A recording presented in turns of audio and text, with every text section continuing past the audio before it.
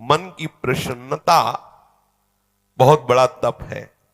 हर समय मन को प्रसन्न रखना बहुत बड़ी साधना है, बहुत बड़ा लाभ है जिसका हर समय मन प्रसन्न रहता है।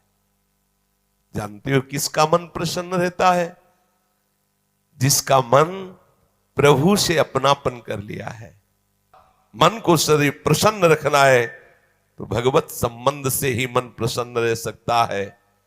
ये मन चंचल क्यों रहता है, अशांत क्यों रहता है? ये जितना विषयों का चिंतन करेगा, जितना नाशवान परिवर्तनशील वस्तु व्यक्ति स्थान का संबंध स्वीकार करेगा, उतना ही जलेगा, उतना ही अशांत रहेगा, उतना ही चंचल रहेगा। त्यागाच्छांति अनंतरम, जितना ये सब वस्तु व्यक्ति स्थान का राग त्याग करेगा उतना ही शांत हो जाएगा, उतना ही आनंदित हो जाएगा, उतना ही प्रसन्न हो जाएगा। मना प्रसादः, यदि आप मन को प्रसन्न करना चाहते हैं तो किसी भी व्यक्ति वस्तु स्थान का इसे संबंध न रख ले पावे, ये सावधानी रखना। और होता क्या है, बोले चलो मनोरंजन करते हैं, कहां? किसी व्यक्ति में, किसी वस्तु में, किसी स्थान में, किसी द्रव्य में।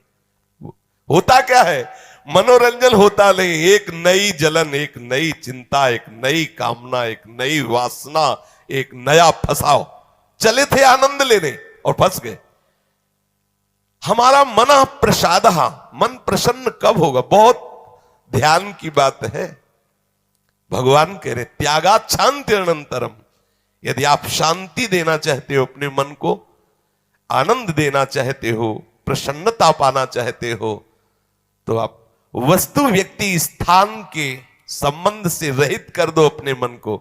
एकमात्र प्रभु के चरणारविंद में आप अपने मन को लगा दो, फिर आप देखें आपका मन सदैव प्रसन्न रहेगा। क्योंकि प्रभु अविनाशी है, वस्तु व्यक्ति स्थान परिवर्तनशील है। वो एक रस प्रसन्न रह ही नहीं सकता जिसका वस्तु व्यक्ति स्थान से संबंध है, नहीं रह सकता। क्योंकि वो एक रस नहीं है तो मन कैसे एक रस होगा? वो विनाशी है, परिवर्तनशील है, मूल में दुख है, केवल ऊपर से सुखद दिखाई दे रहा है। मन में अशांति, दुख, क्लेश, बंधन का कारण है किसी वस्तु व्यक्ति स्थान से अपनापन कर लेना। सूक्ष्मता से देख लीजिए, अभी हम यही फंसे हैं, चाहे हम ज्ञानी भगत हो चाहे प्रेमी भगत हो, अभी केवल मन के भगत हैं, मन को अभी भक्ति के मार्ग में नहीं खड़ा कर पाए। किसी भी वस्तु व्यक्ति स्थान से राग न रह जाना यह वैरागी का लक्षण है। समस्त वस्तु व्यक्ति स्थान में एकमात्र सच्चिदानंद आराध्य देव को देखना यह अनुरागी का लक्षण है। हम देखें कि हम ना तो वैरागी है ना अनुरागी है, हम तो रागी है। हर वस्तु व्यक्ति स्थान से हम सुख भोगना चाहते हैं।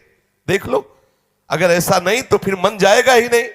जब तक सुख की लालसा नहीं तब तक मन जाने वाला नहीं। इसको जहां जहां सुख का मिलने का भाव है वहीं वहीं ये जाता है। जब धन संपत्ति, स्त्री, पुत्र, नाना प्रकार की भोग सामग्री, इनमें हम अपनापन कर लेते हैं तो मन हमारा चंचल हो जाता है। सबका प्रश्न होता है, मन भजन में नहीं लगता, चंचल है। मन चंचल आपने किया है, आपको ही छोड़ना पड़ेगा। आपने वस्तु व्यक्ति स्थान से संबंध कर लिया है, वो चंचल परिवर्तनशील नाशवान वही लक्षण मन को आ रहे। वो आप अविनाशी प्रीतम से अपना संबंध कर लो, देखो कितना आनंद मन में रहता है, कितनी प्रसन्नता रहती मन में। भगवत चरणारविंद का आश्रय लेने वाला हर समय प्रसन्न रहता है, ये पहचान है। भारी से भारी विपत्ति में भी उसका हृदय आनंदित रहता है, क्योंकि ये विपत्ति संपत्ति बाहरी बात है। वो जिस आनंद में मगन है वहां न विपत्ति का न संपत्ति का, दोनों का प्रवेश नहीं, न हर्ष न शोक का। इसलिए मना प्रसादः, साधक ध्यान दे संतुष्टः येन केनवा। हर परिस्थिति में मन को प्रसन्न करना सीखे, प्रसन्न रखना सीखे। परिस्थिति में प्रसन्न तभी रह सकते हैं जब भगवत चरणारविंद का आश्रय नहीं। कभी परिस्थितियां किसी को चैन नहीं लेने देती, कभी संयोग, कभी वियोग, कभी हर्ष, कभी शोक, कभी अनुकूल, कभी प्रतिकूल, कभी मान, कभी अपमान, इसी द्वंद्व में हम पिसते रहते हैं। तो मन कहां प्रसन्नता का अनुभव कर पाता है। मन की प्रसन्नता के लिए सांसारिक वस्तु, व्यक्ति, परिस्थिति, देश काल, घटना आदि को लेकर के हम अपनापन, अहम करके उसे ना माने। जैसे ये व्यक्ति मेरा है, ये वस्तु मेरी है, ये स्थान मेरा है, ये अमुक अमुक मेरे। अब आपका मन प्रसन्न नहीं रहेगा, जलेगा, अशांत रहेगा। अपने स्वार्थ या अभिमान को लेकर किसी का पक्षपात न करना। यदि आप अपने मन को प्रसन्न रखना चाहते हैं तो अपने स्वार्थ की पूर्ति के लिए या अभिमान की पूर्ति के लिए किसी का पक्ष न लेना। किसी का मंगल करने के लिए, किसी को आनंद प्रदान करने के लिए हम भले सलाह दे दें, लेकिन अपना अहंकार पोषण करने के लिए, अपने स्वार्थ की पूर्ति के लिए हम पक्षपात न लें। नहीं, हमारा मन प्रसन्न नहीं रह पाएगा। मन को सदा दया भाव से युक्त रखे, क्षमा भाव से युक्त रखे। दूसरों को कैसे हम सुख पहुंचावें, ऐसे मननशील बने। सदैव सुख देवे को चाव चित, सब सोहित निष्काम। सबको सुख पहुंचाऊं लेकिन किसी से सुख पाने की लालसा ना हो, मन प्रसन्न रहने लगेगा। मन में जब दूसरों के हित की भावना होती है तो प्रसन्नता का प्रादुर्भाव होता है। और सदैव मन को प्रसन्न रखने के लिए थोड़ा भोजन पाना सीखें, कम बोलना सीखें, कम सोना सीखें और सदैव भगवान नाम जपना सीखें। अखंड प्रसन्नता आ जाएगी। मानते हैं प्रारब्ध के अनुसार शरीर रोगी हो सकता है, परिस्थिति प्रतिकूल आ गई, संसार ने तुम्हारा त्याग कर दिया, लोग निंदा करते हैं, लेकिन आप प्रसन्न रहेंगे क्योंकि आपने बहुत बड़े करुणा निधान आनंद समुद्र प्रभु का आश्रय ले लिया है। उस आश्रय में जो बाधक भाव है उनका त्याग कर दीजिए।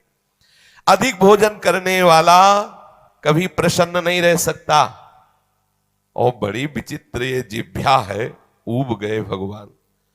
रोज इसे पवाओ, लेकिन रोज नए नए पदार्थ, पेट बढ़ता चला जा रहा है, मांस पेशियां बढ़ती चली जा रही, कब्ज बढ़ती चली जा रही है और जिह्वा खाते खाते बूढ़ी होने जा रही, फिर भी और खाओ और खाओ। पता नहीं कब तक खाओ खाओ खाओ। भोजन पर साधक ध्यान दे, नहीं तो आनंद का जो विषय मन की प्रसन्नता है वो आप नहीं धारण कर पाएंगे। बोले हित परमित भोजी, थोड़ा सरल, स्वाद रहित, स्वास्थ्य वर्धक, सतोगुणी भोजन पाया जाए।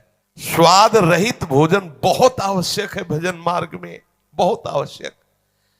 ये अधिक मीठा, चटपटा, खट्टा, ये वो सब कामोत्तेजना पैदा करता है, कब्ज बनाता है, मन को चंचल करता है। कई तरह के भयानक ऐसे दोष जो हमारी साधना में हानिकारक है। पक्का समझ लीजिए, ये अनुभूत बात कहते हैं। भोजन जितना सरस होगा, भजन उतने चौपट होगा। पक्का समझ लो। ये भोजन बहुत घातक वस्तु है, बहुत घातक वस्तु है। साधक इस बात पर ध्यान दे, ये भोजन हमें मारे डाल रहा है। हमारा जीवन भगवत प्राप्ति के लिए है और ये आज पा लिया, वो पा लिया, ये गुलाब जामुन, ये लड्डू, ये वो, बस बुद्धि में विचलता, भगवत चिंतन रहित और नाना प्रकार की वासनात्मक खेल की कामनाएं, कल्पनाएं, ये भोजन के कारण। बहुत आवश्यक है भोजन सुधारना। भोजन नींव है परमार्थ की। जैसा खाओ अन्न वैसा बने मन। तो मन प्रसाद कैसे प्राप्त होगे, क्योंकि आपका भोजन ठीक नहीं है। बहुत सावधान, बहुत सात्विक और नियमित परमित भोजन हमें मन प्रसादा स्थिति में निश्चित निश्चित प्रतिष्ठित कर देगा। दूसरा, नित्य में एकांत सेवी। उपासक को चाहिए कि कम लोगों से मिलने का स्वभाव बनाए। सत्संग सुना या गुरुजनों के पास बैठकर जो प्रश्न उत्तर हुए, बस चुपचाप एकांत वास करने का अभ्यास होना चाहिए। हर समय हम किसी से बात करते रहे, हर समय हम किसी से मिले रहे, हर समय कोई हमारे समीप रहे, तो हमारी अंतर्मुखता नहीं हो। भले वो हमसे बात न करे, लेकिन हमारी अंतर्मुख वृत्ति में वो बाधक हो जाएगा। इसलिए साधक को चाहिए, कि एकांत सेवी बनने का स्वभाव बनाए, ज्यादा किसी से बात नहीं कर। वैसे बात करने का नियम तभी रखना चाहिए जब कोई आपसे प्रश्न करे और प्रश्न का उत्तर आवश्यक है देना, उत्तर देने से उसका मंगल होगा तो ही बात करें, नहीं ना करें। बहुत कम जीवन है हमारा, बहुत कम समय है। हम अगर व्यवहार प्रपंच की सत्ता को सत्य मानकर केवल यही हमारा कर्तव्य है, यही ऐसा व्यवहार का निर्वाह करना, तो हम भगवत साक्षात्कार कब करेंगे? कब हमारे हृदय में वो अखंड प्रसन्नता, कब हमारे हृदय में वो अखंड विकलता भगवत साक्षात्कार की होगी? और बोले वाणी से हितकर मृदु वचन बोले, एकांत सेवन करे और नींद भी एक नियमानुसार करे। स्वल्प निद्रा विहारा, स्वल्प सोने का समय बनाए। 24 घंटे में 5 घंटे बहुत है शयन करना, बहुत है, मतलब बहुत हो गए 5 घंटे। 6 घंटे तो उनको जो बहुत शारीरिक श्रम करते हैं, 7 घंटे मतलब खत्म, अब इसके आगे साधक शब्द नहीं लगेगा। 6 घंटे तक तो मतलब बहुत हो गया कि बहुत श्रम करता है, इसलिए ठीक है। 7 घंटे मतलब प्रमाद स्थिति आ गई, 7 के बाद तो प्रणाम है, फिर तो कोई बात ही नहीं है। अब आप देख लो किस श्रेणी में आप हैं। उत्तम साधक 4 घंटे में हो जाता है, ठीक है। 5 घंटे, 5 घंटे पर्याप्त है।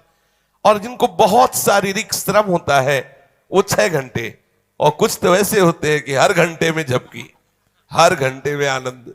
हाँ, समाधि भाव को, निद्रा समाधि स्थिति, व्यास भरोसे कुंवर के सोत पाव प्रसाद। सत्संग हो रहा है, थोड़ी ढिलाई हुई, बस गए समाधि में गए, बिल्कुल। हाँ, मक्खी बन बनाए चाहे मच्छर बल बनाए चाहे महात्मा बल बनाए, कोई फर्क नहीं पड़ता। अपने निद्रा समाधि स्थिति, आओ समाधि भीतर। स्वामी हरदास जी कहते, मनी उतना डुलाओ, आओ समाधि भीतर। आ गए तो थोड़ा सावधान करे। स्वल्प निद्रा विहार, और घूमने फिरने का भी एक नियम होना चाहिए। आपकी दिनचर्या एक नियमित होनी चाहिए।